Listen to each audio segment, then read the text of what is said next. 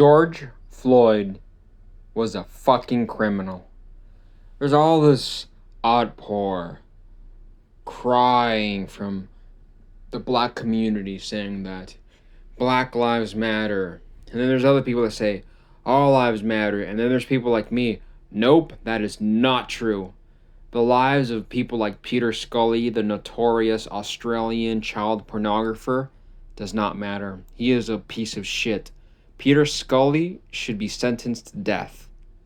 But sadly, he's getting life in prison. And George Floyd was a fucking violent offender. From what I heard, this might be false, but if it's true, this only adds to my case, to my point.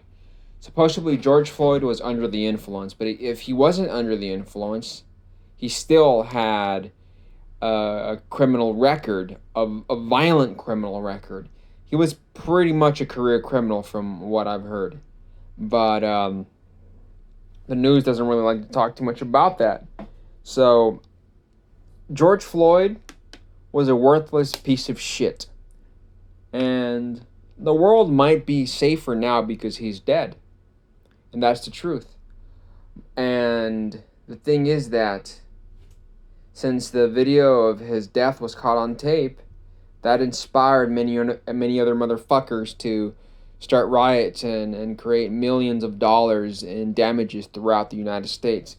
And I think people died in the riots. So the fact that George Floyd was a piece of shit led to George Floyd.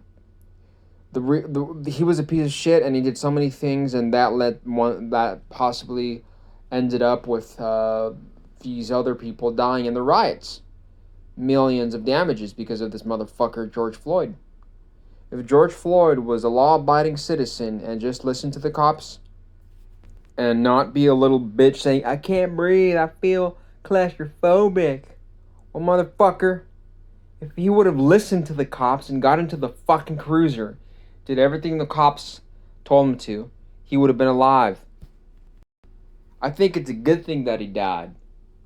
But it shouldn't have been recorded, because that inspired many motherfuckers like George to riot and to harm many people in the riots.